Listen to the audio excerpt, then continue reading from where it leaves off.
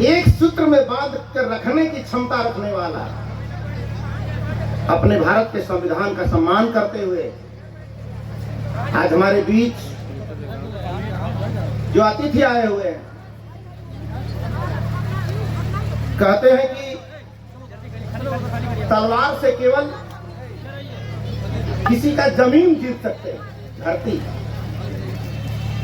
तलवार से केवल जमीन जीत सकते हैं, लेकिन विचार से उसका जमीर जीत सकते हैं आप। और उसी जमीर जीतने का असर है कि हम कहां के और आप कहां के यहां आए हुए हैं। इसका मतलब पहले नहीं आए हैं, पहले हम वहां गए थे। 2000 साल पहले हम गए थे, तो आज आप लोग उसका न्योता लौटाने आए हैं। बोल रहे थे कि आप बुआ गांव में गए, हम ननिहाल आए हैं, तो न्योता लौटाने आए हैं। तो ननिहाल में जब कोई आता है तो लड़का मन बढ़ू हो जाता है। हम लोग क्या, वो जो मन में वो करने लगता है, मन सोहत हो जाता है। और मामा ऐसे होते, मारेंगे तो हाथ कांपने लगता है। बोले कि मामा भाई को मारेंगे तो हाथ कांपने लगता है। तो मार तो नहीं सकते, लेकिन आपके आने की जो खुशी है उसका एहसास हम करा सकते हैं।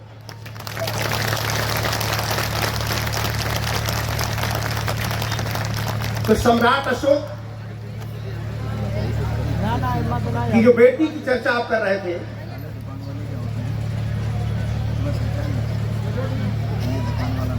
उनकी 2 बेटियां थी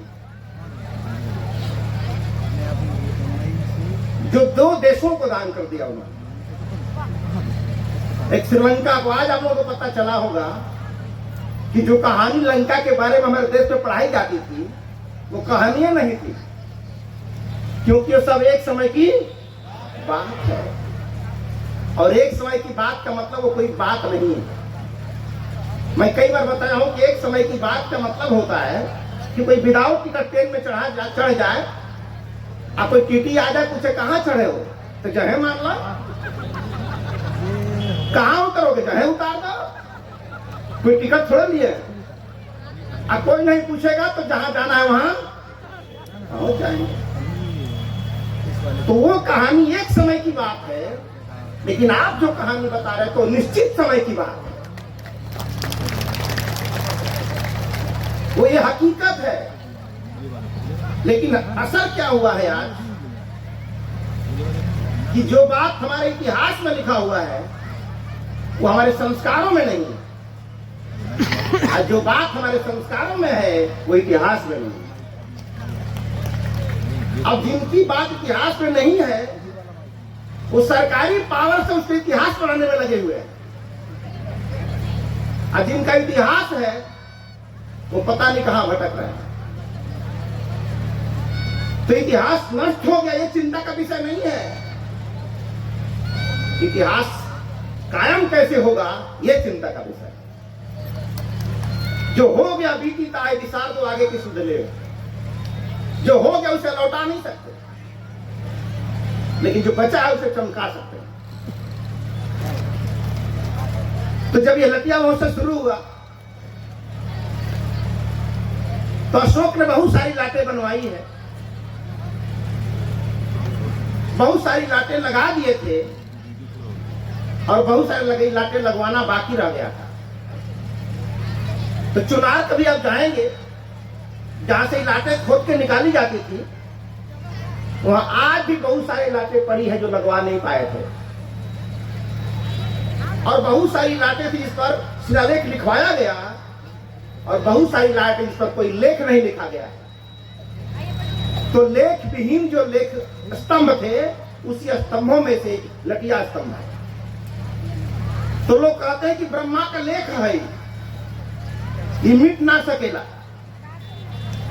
तो आप बताइए कहीं ब्रह्मा का लेख आपने देखा है? तो ब्रह्मा का लेख है कि नहीं ये पता नहीं है, लेकिन अशोक का लेख हर जगह ये सबको पता है। इसलिए अब ब्रह्म लेख की बात नहीं, अब शिला लेख की बात करो अपरधानी का चक्कर छोड़ो, राजधानी की बात करो।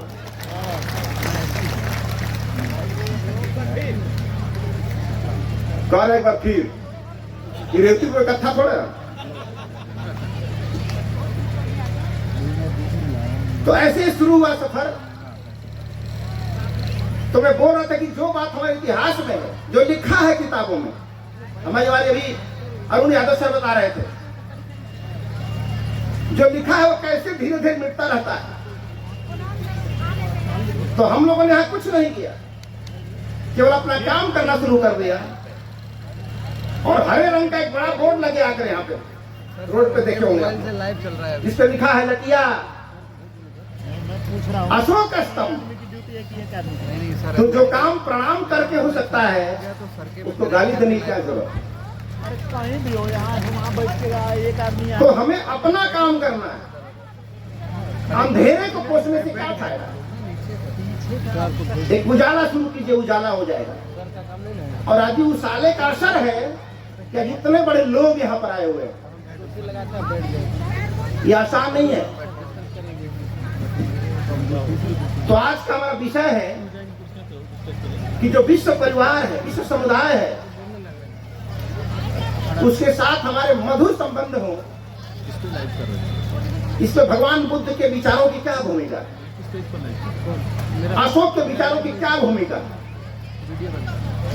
तो आज से ये बात जान लीजिए कि चाहे हम आदि मानव थे या आधुनिक मानव है, दर्द में कोई परिवर्तन नहीं हुआ है। जैसे पेट दर्द पहले होता था, वैसे ही पेट दर्द आज भी हो रहा। और दर्द के समय जैसे पहले रोते थे, आज भी वैसे ही रो रहे। ऐसा नहीं कि अंग्रेजी में रोना शुरू कर दिया। कोई अंग्रेजी में रोता है? अंग्रेज हो चाहे किसी भाषा का हो, आह ही कहता है दर्द होने का। उसके अंदर से आह निकलती है। ऐसा नहीं कि अंग्रेजी में रोने लगेगा। तो दर्द की अपनी कोई भाषा नहीं होती है, दर्द एक एहसास है। और उस दर्द की जब कोई भाषा नहीं है, उसकी कोई जाति नहीं है, उसका कोई धर्म नहीं है, तो उस दर्द के समाधान का भी कोई जाति कोई धर्म नहीं हो सकता। तो मानवता जब पीड़ित हो रही थी, दुखी रही थी, तो भगवान बुद्ध ने उस दर्द की दवा खोजी। दवा बनाई नहीं थी, उन्होंने बनाया कि इंसान कैसे बन सकता है, एक इंसान के साथ इंसान का कैसा व्यवहार होना चाहिए, एक देश का दूसरे देश के साथ व्यवहार कैसा होना चाहिए। और व्यवहार ही लोगों को जोड़ता है और व्यवहार ही लोगों को तोड़ता है।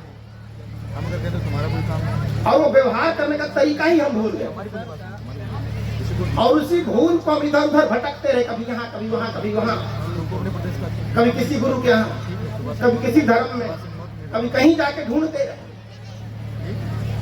लेकिन कहा जाता है कि एक पेड़ का पत्ता अपनी डाल से टूटकर इधर भटका उधर भटका, बहुत भटका, 2000 सालों तक भटका।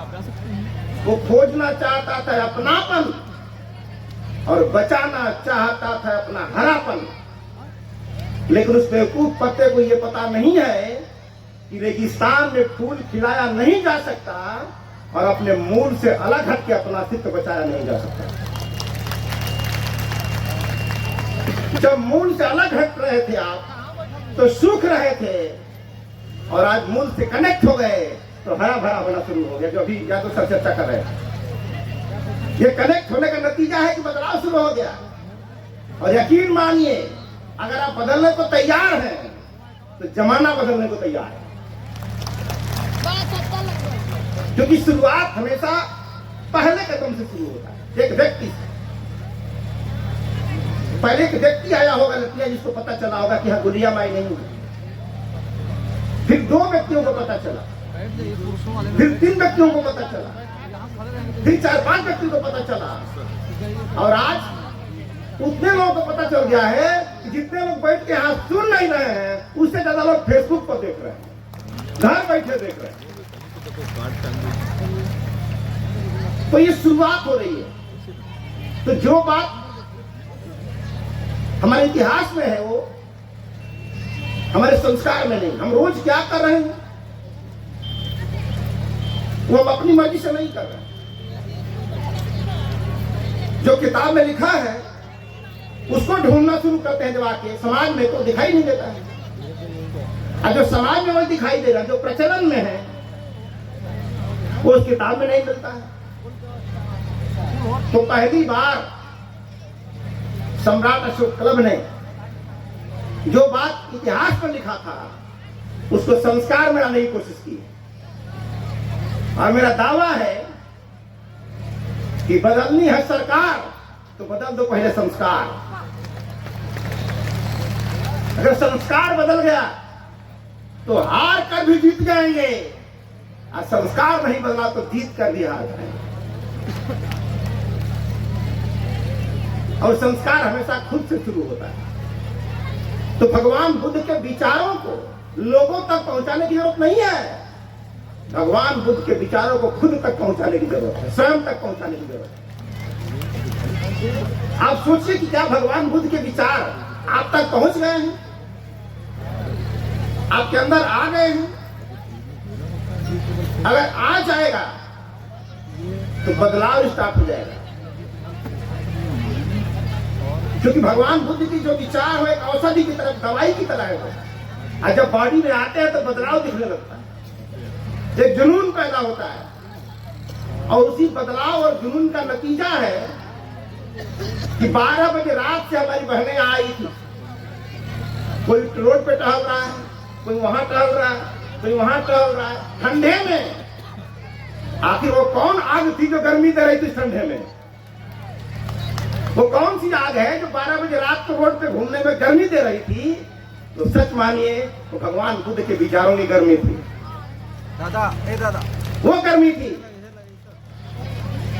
और जैसे जैसे परिवर्तन बदलता जाएगा सब चेंज हो जाएगा, सब बदल जाएगा। लेकिन शर्त है कि पहले स्वयं बदलने का तैयार हो जाएगा। और आज हम लोगों ने स्वयं को बदला है, तब लोग यहाँ दिखाई दे रहे हैं। और जब ये लोग जब बदल जाएंगे तो शायद यह जगह है यहाँ कम पड़ जाएगी, जगह कम पड़ जाएगी। तो ये कार्यक्रम सफल हो रहा है इतना बढ़िया से। आप लगाइए ना, उधर लगाएंगे तो इसके लिए हमारे अगल बगल के जो गांव है यहाँ, इस गांव के लोगों का भी अगर सहयोग समर्थन न होता तो शायद इतनी शांति से हम न बैठे होते। इसलिए हमको अगल बगल की जो जनता है यहाँ, अगल बगल गांव जो हमारे यहाँ इस महोत्सव के, उनको भी सम्राट अशोक क्लब तरफ से बधाई देता हूँ, मैं धन्यवाद देता हूँ उन बहनों का, उन भाइयों का।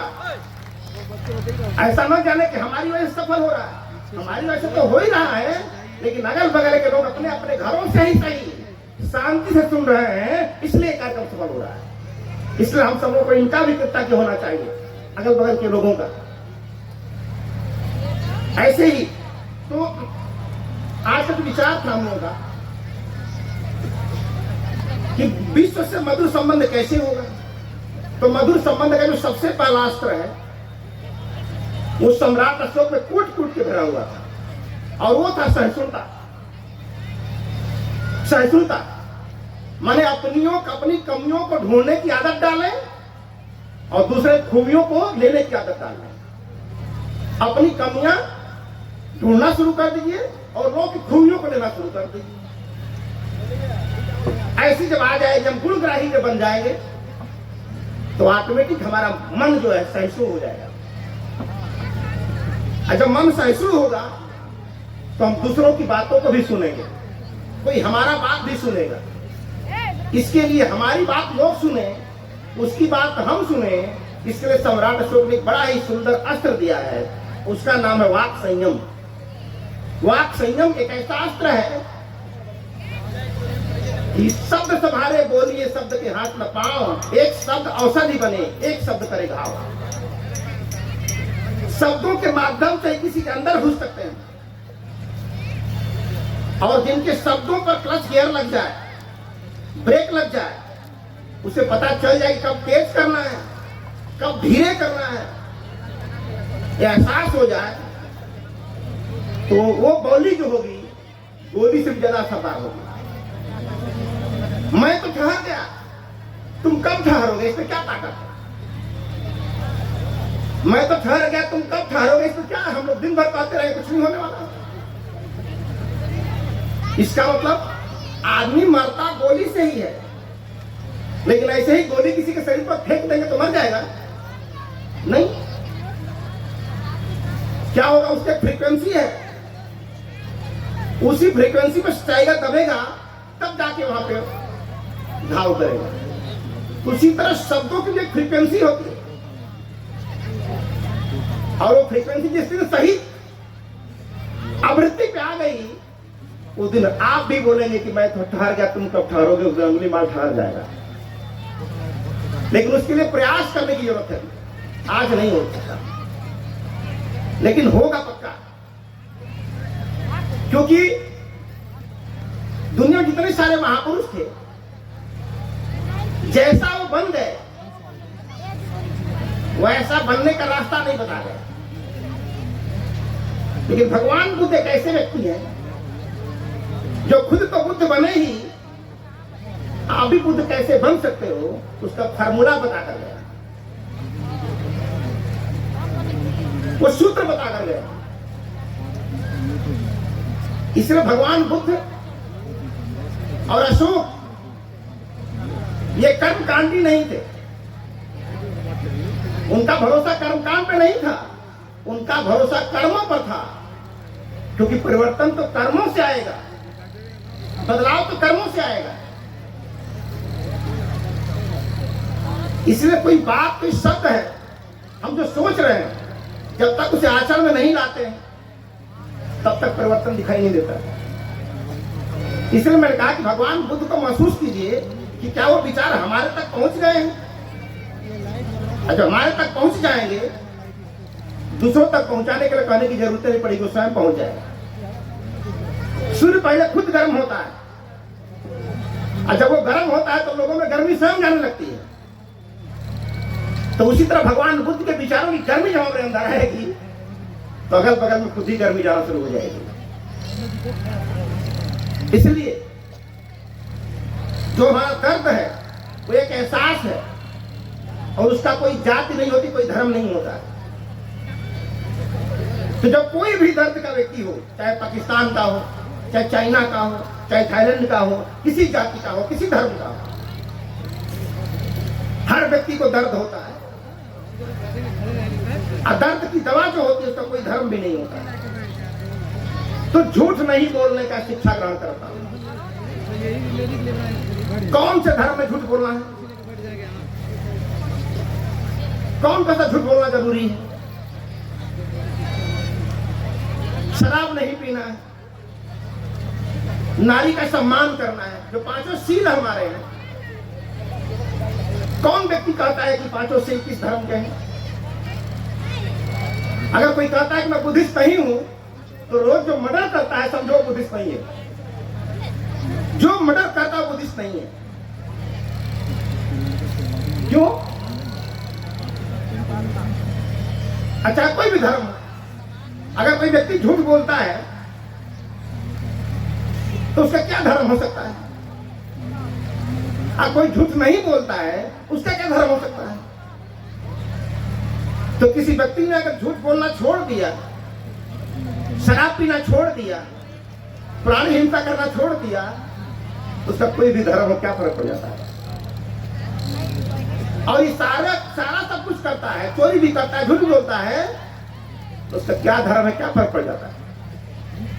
तो व्यक्ति की पहचान उसके धर्म से नहीं होती है, व्यक्ति की पहचान उसके आचरण से होती है, उसके कार्यों से होती है।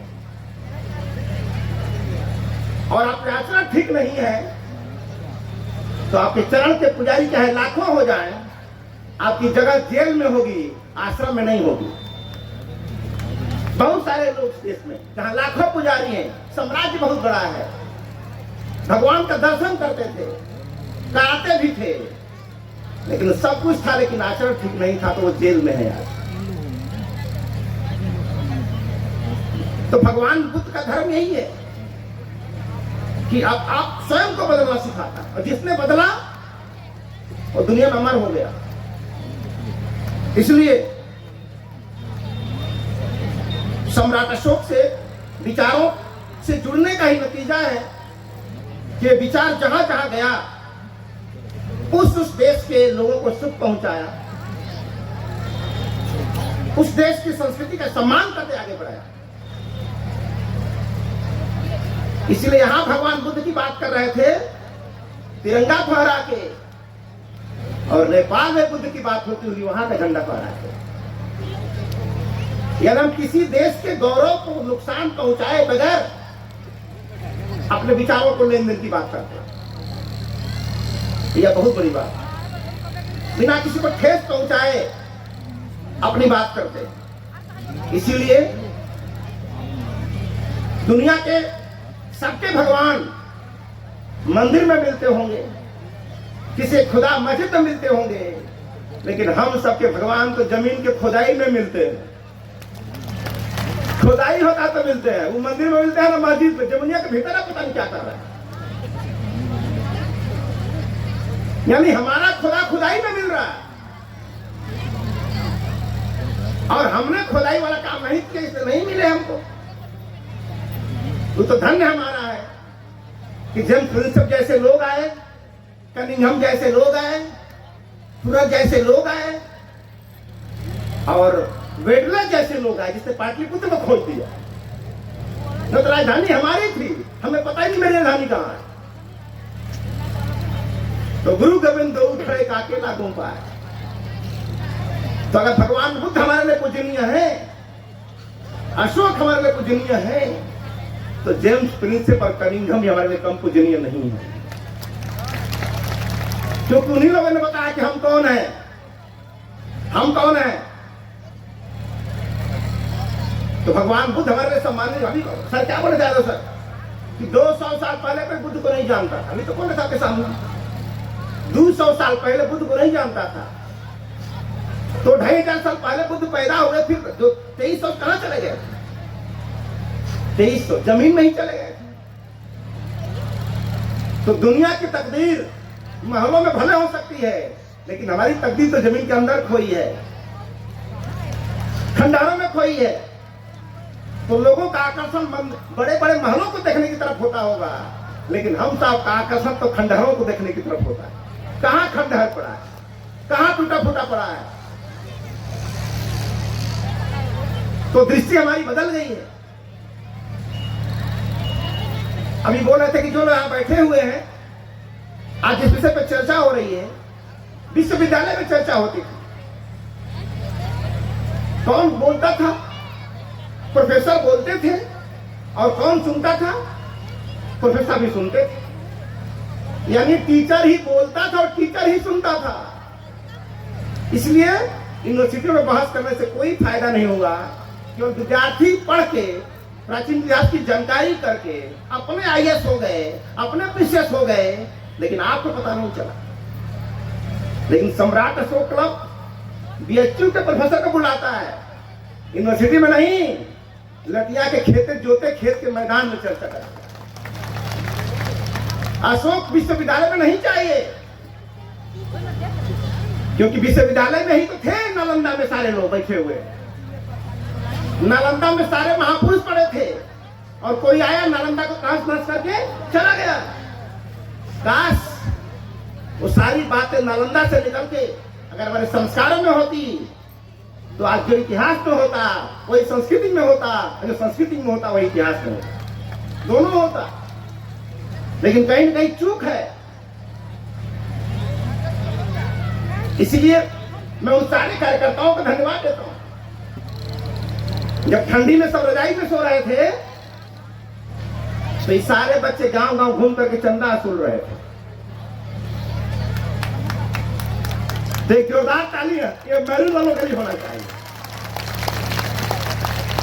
क्योंकि मिठाई महत्वपूर्ण है तो हलवाई भी महत्वपूर्ण है, क्योंकि हलवाई ना हो तो मिठाई ना मिले। तो आप लोगों ने जो मेहनत किया है, इसकी वजह से ये बात कहने का अवसर मिल रहा है, लोगों को यहाँ बैठ के बात करने का अवसर मिल रहा है। आप सोचिए, थाईलैंड के लोग यहाँ आए हैं, जापान के लोग यहाँ आए हैं। अभी मैं हाल ही में पढ़ रहा था कि भारत में चर्चा होती है स्वर्ग के बारे में, कि स्वर्ग कहीं आसमान में छेद करके बनाया गया होगा। अभी मैं डिक्शनरी देख रहा था आप लोग जानने के, कोरिया एक भाषा है देश में, कोरियाई भाषा में स्वर्ग का मतलब क्या होता है मैं पढ़ा कि स्वर्ग किसे कहते हैं, तो जानते हैं? बोला कि कोरिया में स्वर्ग का मतलब भारतीय क्षेत्र होता है। स्वर्ग माने भारत। हम कहें दुनिया स्वर्ग के लिए भारत में आ रही है, अब भारत वाला पता नहीं कहां स्वर्ग खोज रहा है। बड़ा मुझे आश्चर्य हुआ, डिक्शनरी में लिखा, आप लोग सर्च कर लीजिएगा, ऑनलाइन मोबाइल पे है। स्वर्ग माने भारत, यानी दुनिया भारत को स्वर्ग समझ रही है, इसलिए लाखों रुपया किराया खर्च करके मंच पे बैठे हुए हैं। आने जाने का खर्चा 1 लाख रुपया है और कम से कम 25 लोग आए हुए हैं, तो नरक में जाने के लोग इतना पैसा खर्चा नहीं करेगा भाई साहब, इतना पैसा स्वर्ग में जाने के लिए ही करेगा। तो हमको लगता है अभी हमारे प्रधानमंत्री जी भगवान बुद्ध के अस्थियों को लेकर दुनिया में घूम रहे थे, वहां से लेके भारत आए, तो उनकी भाषा की चर्चा में सुन रहा था, भाषण एक दिन उनका वक्तव्य, तो उन्होंने कहा कि अस्थि जहां जहां जाती थी, जिस देश में जाती थी, लाखों की भीड़ लगी थी अस्थियां देखने के लिए, लाखों की भीड़ उस देश में लगती थी अस्थि को देखने के लिए। इसका मतलब उन देशों को यह पता है कि भगवान बुद्ध के सील में नहाने से दुख दूर हो जाएंगे, और भारत के लोगों को पता है कि पानी में नहाने से दुख दूर हो जाएंगे। यहाँ के लाखों लोग पानी में नहा रहे हैं और बाहर के लोग भगवान बुद्ध के सीलों में नहा रहे हैं। पानी से नहाओगे तो ऊपर का कचरा साफ होगा, और सील में नहाओगे तो अंदर कचरा साफ होगा। ये विचार जब अंदर जाएंगे तो न्यूटन पैदा होगा, आर्किमिडीज पैदा होगा, जेम्स वाट पैदा होगा, एडिसन पैदा होगा। आज जहां इसके उल्टा जाएंगे तो बहुत सारे लोग जेल में आते हैं, उल्टा जाएंगे, क्योंकि सील से बात दूसरी बनती है और अश्लीलता से बात दूसरी बनती है। और हम भारत के लोग हैं, जब दुनिया के लोग यहाँ आते हैं तो यहाँ की मट्टी लेकर जाते हैं, सारनाथ की, कुशीनगर की माटी अपने देश में लेके जाते हैं। और आपको जान के आश्चर्य होगा, जब वहां कोई मरने लगता है, अंतिम पोजीशन में होता है, तो हमारे यहाँ तुलसी गंगाजल दिया जाता है, आखिरी पानी पियो, पता नहीं फिर पानी मिले कि ना मिले। लेकिन जहां केवल मट्टी लेकर जाते हैं, जापान में, अन्य देशों में, वहां तो कोई बूढ़ा व्यक्ति मरता है तो मरने के बाद उसके मुंह को खोल करके सारनाथ की मटिया उसके मुंह में डाली जाती है, कुशीनगर की माटी उसके मुंह में डाली जाती है, और ये कामना किया जाता है कि हे तथागत, इस बार तो तूने इसका जन्म थाईलैंड में दे दिया है, जापान में दे दिया है, लेकिन अगर इसका अगला जन्म हो तो भारत में देना, इसी माटी में। ये कल्पना है। तो दुनिया हमारे बारे में क्या सोच रही है और हम अपने बारे में क्या सोच रहे हैं, ये सोच कौन बदलेगा? माई हमारी मरी है तो पहले कौन रोएगा? जापान कि पहले चीन रोएगा? कौन रोएगा? जोर से बोलिए। हम रोएंगे, लेकिन हमको लग रहा है कि पहले चीन, जापान, कोरिया जब रोना शुरू करेगा तो हम कन्फर्म हो जाएगा, लाइक लगा तमाई सच्चों को मुझे कुल रोता है, क्या होगा? तो इतना यकीन मान लीजिए कि मरने के बाद जो पहले रोना शुरू करेगा तो माई उसी की मानी जाएगी, चाहे रहे चाहे न रहे। इसलिए समय रहते हमको समझने की जरूरत है, और सम्राट अशोक क्लब इन बातों को आगे बढ़ाने में आपकी मदद करने वाला है। और आने वाला जो अगला 10-20 साल होगा, ये बहुत बड़ा बदलाव लेके आने वाला है। हल्के मत लीजिएगा, क्योंकि जो इस कार्यक्रम को तमाशा समझेंगे, आने वाले समय में खूब तमाशा बन जाएंगे। इसीलिए आप जो भी जहां से भी आए हैं, ये कोई मेला महोत्सव नहीं है। देख रहे एक व्यक्ति हिल नहीं रहा है, इतनी शांति सर आपने ऐसा श्रोता देखा है कहीं? कहाँ देखिएगा इधर घूमने के लिए। यूनिवर्सिटी में भी लोग चाय पीने चले जाते हैं, बात हो रहा होता तो प्रोफेसरों का बहस चल रहा होता, चलो वो ना बोल रहे हैं हमको तो चाय पीना चल के, तो बाहर कुछ लोग चाय पी रहे होते हैं और अंदर बहस चल रही होती है। और यहाँ सब चाय पीना छोड़ के एकदम शांति से बैठे होते हैं, एकदम लास्ट तक बैठे हैं। मैं चाहता हूं अपने मौन के लिए जोरदार ताली आपके पास होनी चाहिए। हिल गया हिल गया। ये मिसाल है, क्योंकि जो बात बोलने में नहीं होता वो बात मौन में हो जाती है। बोलना भी स्पीच है, वो मौन भी एक स्पीच है, मौन भी एक स्पीच है। इसलिए भगवान बुद्ध के विचारों पर आने का मतलब कि हमारा बिहेवियर बदलना चाहिए, हमारा बैठने उठने का तरीका बदलना चाहिए, हमारे पढ़ने का तरीका बदलना चाहिए, हमारे चलने का तरीका बदलना चाहिए, क्योंकि रोज के रहन सहन की शैली का नाम ही संस्कृति है। रोज के रहन सहन की शैली का नाम ही संस्कृति है। और आपके चलने उठने बैठने बोलने का तरीका से समझ में आता है कि आप कैसे आदमी हैं। और जिस दिन ये बदल गया तो लोग आपको देख के बदलना शुरू हो जाएंगे। आपको यकीन नहीं होगा, ऐसे अनगिनत देश थे जिस अशोक को देखा भी नहीं था। आज बहुत ऐसे देश हैं जो बुद्ध को देखे नहीं है, लेकिन बुद्ध के अनुयायी हैं।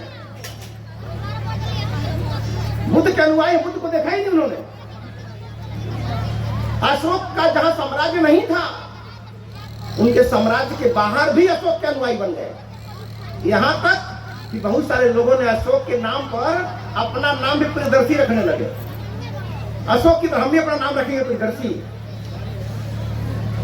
तो अशोक अपने नाम के बाद प्रियदर्शी लिखते थे, और ये प्रियदर्शी की व्याख्या भी गलत तरीके से की गई है समाज में, इतिहास में।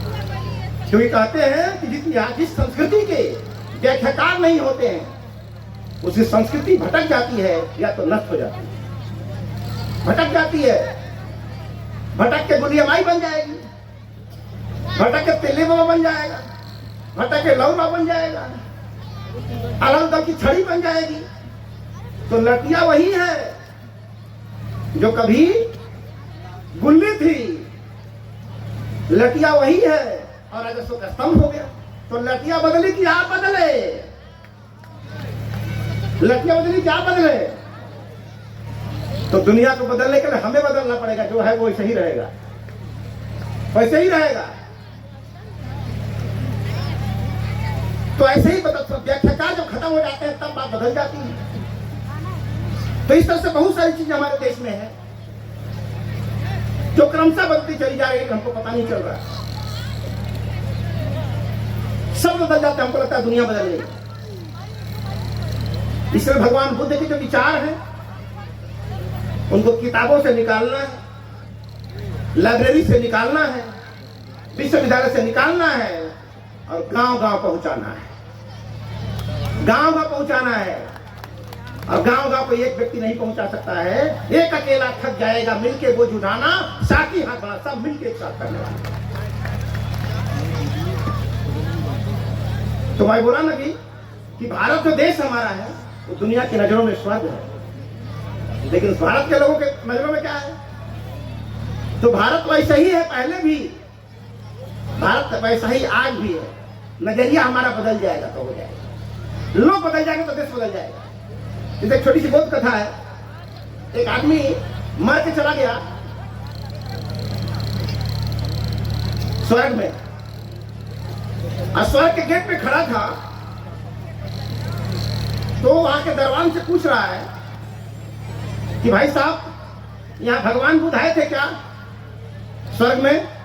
बोला नहीं। ईसा मसीह आए थे क्या? बोला नहीं। बोला मोहम्मद साहब आए थे क्या? बोला नहीं।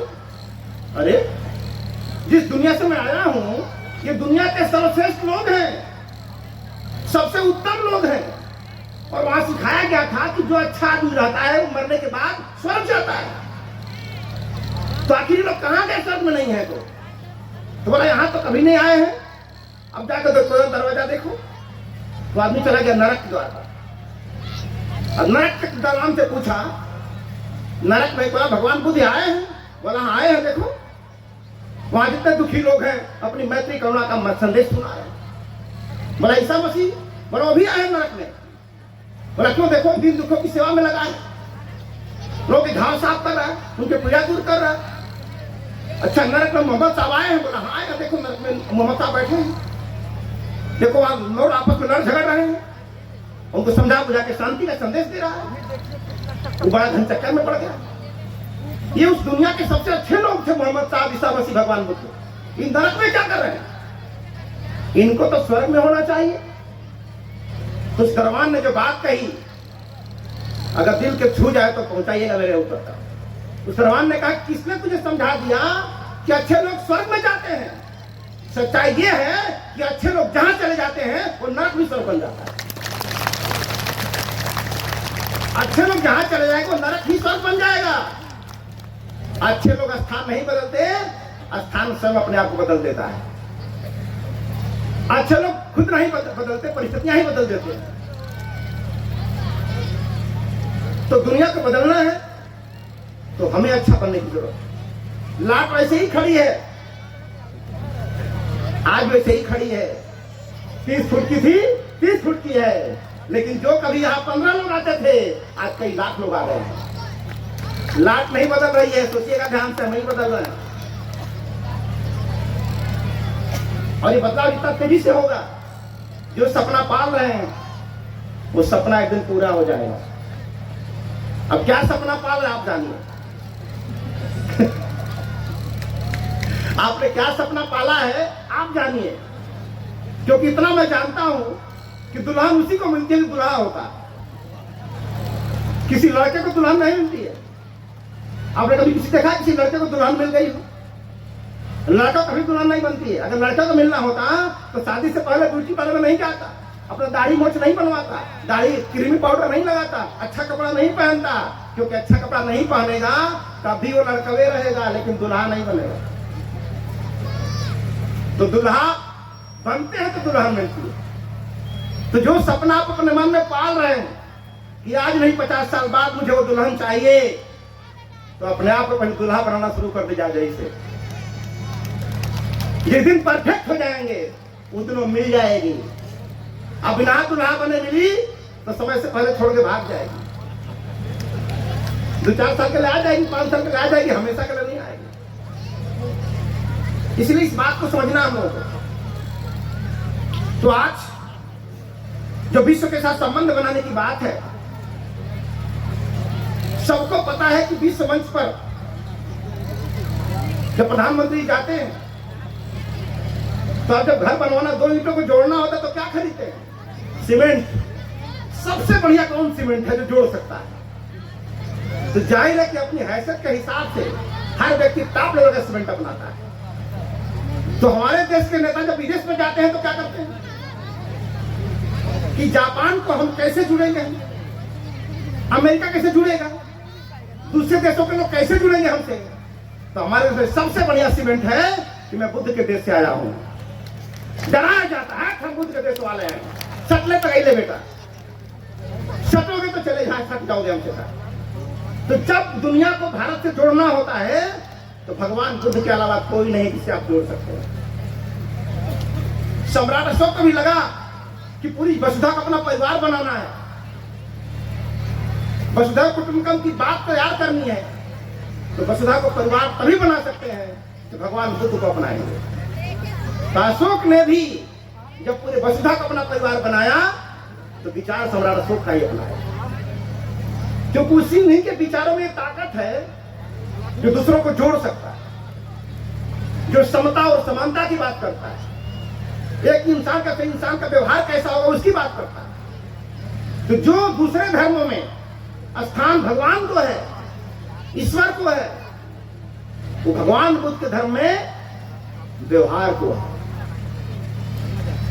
आपका व्यवहार कैसा है, आपके बड़े बड़े सब व्यवहार कैसा है, आपके समझ व्यवहार कैसा है, तो व्यवहार हमारा तय करेगा कि लोग हमसे जुड़ेंगे कि नहीं। तुम 10 लोगों को मारोगे तो मैं भी 10 लोगों को मारूंगा। ये व्यवहार जोड़ने वाला नहीं है, ये व्यवहार तोड़ने वाला है। इसीलिए भगवान बुद्ध ने, इसलिए अशोक ने कहा जब कलिंग विजय हो गई तो उन्हें शिलालेख लिखवाया उसमें लिखा है कि वहां 1.5 लाख लोग मारे गए, लाखों लोग बंदी बना लिए गए और लाखों लोग महामारी से गुजर गए। जब लाखों लोग मरेंगे तो सड़न पैदा होगी चारों ओर, तो महामारी फैल गई, बहुत सारे लोग मर गए। लेकिन अब मैं भगवान बुद्ध के विचारों का अनुयायी हो गया हूं। अब किसी भी व्यक्ति की थोड़ी भी हानि, हजारवां भाग में अगर हानि हुई तो मुझे बर्दाश्त नहीं होगा। इतनी सारी बातें इतिहास के पन्नों में दर्ज हैं, लेकिन उसे खोद के कौन बाहर निकालेगा? हम खाली झंडा लेके गाते रहे, झंडा ऊंचा रहे हमारा विजयी विश्व, तिरंगा प्यारा, लेकिन कभी हमने चर्चा नहीं किया कि विजयी विश्व होने का जो गौरव प्राप्त हो रहा है, ये कालर उठा के जो बोल रहा है विश्व विजयी होने का, ये विश्व विजयी कौन था, इसकी चर्चा नहीं करते।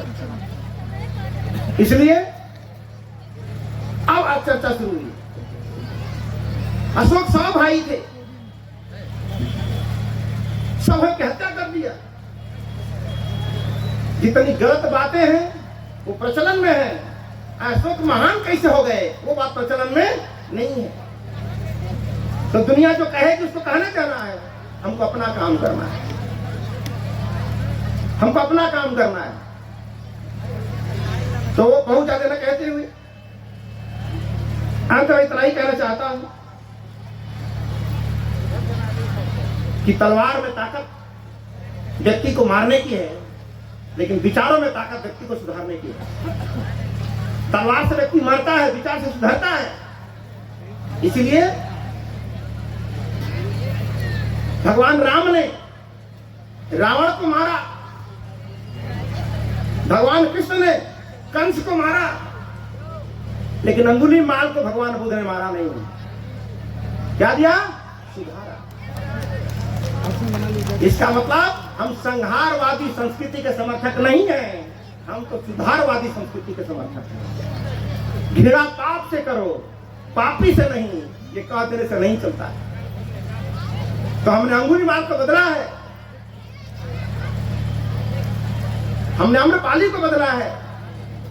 एक आध आदमी मुझे मिला कि जितने अच्छे आदमी नहीं वही बुद्धिस्ट हो गए। एक बार कमेंट किया एक आदमी ने, जितना खराब बना सब है तो बुद्धिस्ट हो गई बना सब। तो मैं तो बाकी खराब लोगों को भी और बोला आ जाओ, तो भगवान बुद्ध के धर्म में अच्छे लोगों की जरूरत ही नहीं है। यहाँ जितने गंदे लोग हैं, खराब लोग हैं, सब इसमें आ जाएं। लेकिन दावा है कि आओगे अंगुलीमाल बन के, जाओगे सुधर के, आओगे आम्रपाली, आओगे बेश्या बन के आम्रपाली की तरह, लेकिन जाओगे अरहंत बन के, साधु बन के।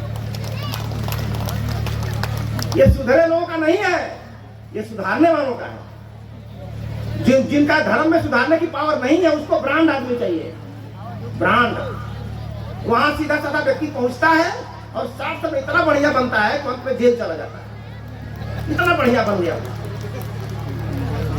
वहां अच्छे लोग आते हैं और बिगड़ के जेल चले जाते हैं, और यहाँ बुरे लोग आते हैं सुधर के दुनिया बदल दे रहे हैं। तो आइए हम सब मिल करके भगवान बुद्ध के विचारों को, और भारत के साथ साथ अन्य देशों के साथ, हमारे मंच पर जापान से गुरुजी बैठे हैं, ये इतनी भाषा जानते हैं कि जिस देश में जाते हैं उसी देश की भाषा बोलना शुरू कर देते हैं। जहां जाते हैं, यहाँ आएगा तो हिंदी में बोलेंगे, जो जहां जाता है।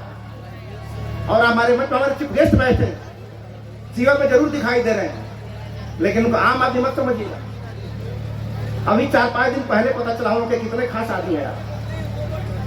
जब सीधा प्रधानमंत्री से वार्ता हो रही थी तो डायरेक्ट जूम पर, तो साधारण दिख रहे हैं। इसलिए मैं अपने पूरे नेपाल से आए हुए अपने अतिथियों का, और अभी तो 4 देश यहाँ उतरे हैं, कहिए तो पूरे दुनिया को लटिया में उतार दें,